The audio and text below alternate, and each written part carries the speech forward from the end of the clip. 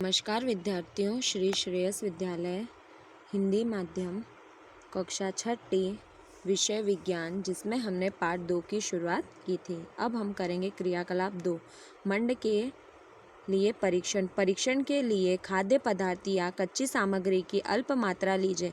इसमें तनु आयोडीन विलय 2 या 3 बूंदें डालिए।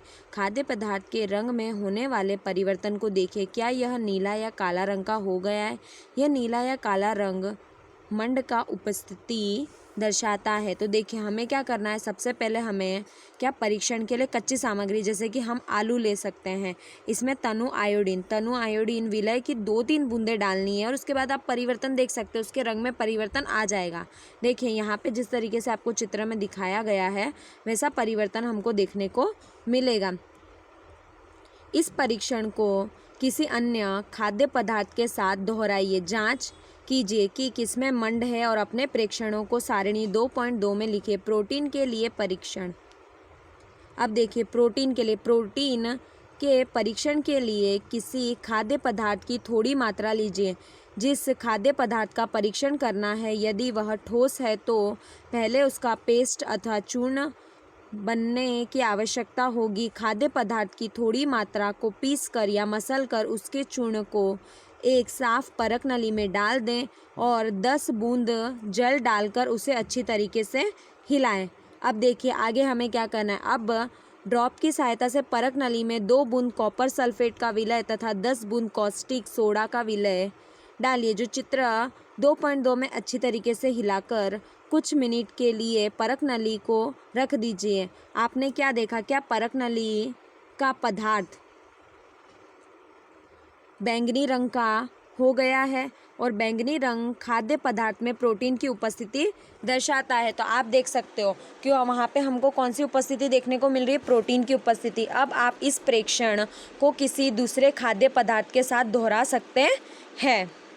तो हम इसे किसी दूसरे खाद्य पदार्थ के साथ भी दोहरा सकते हैं। चलिए, अब यहाँ पे वसा के लिए परीक्षण। अब यहाँ पे वसा के लिए खाद्य पदार्थ की अल्प मात्रा लीजिए। इसे एक कागज के टुकड़े में लपेट कर कूटिए और ध्यान रखें, देखिए कागज फट न जाए। अब कागज को सीधा कीजिए और ध्यानपूर्वक देखिए, क्या इस पर तेल के धब्बे हैं? कागज को किसी प्रकाश के सामने लाइए। क्या आपको इस धब्बे से होकर आने वाली धुंधला प्रकाश दिखाई देता है?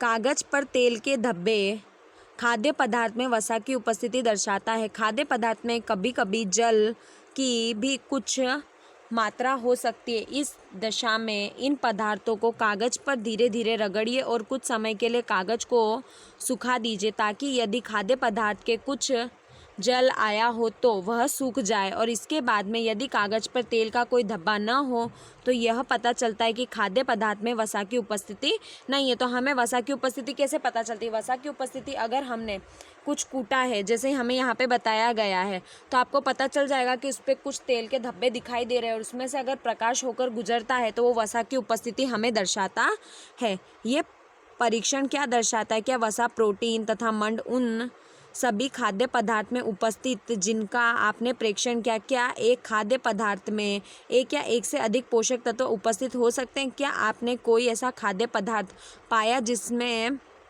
इनमें से कोई भी पोषक तत्व उपस्थित न हो? चलिए, अब हम आगे देखते हैं।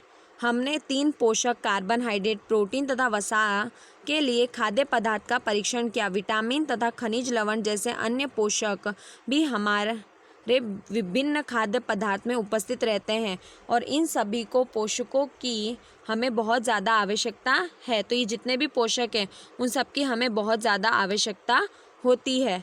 कार्बोहाइड्रेट युक्त भोजन को ऊर्जा देने वाला माना भी जाता है। देखिए किस तरीके से हमें यहाँ पे बताया गया है कि कार्बोहाइड्रेट हमें किस किस में देखने को मिलता है। तो आप देख सकते हो बाजरा, चावल, गेहूँ, शकरकंदी, आलू, गन्ना, पपीता, तरबूज, मक्का आदि में हमें देखने को मिलता है।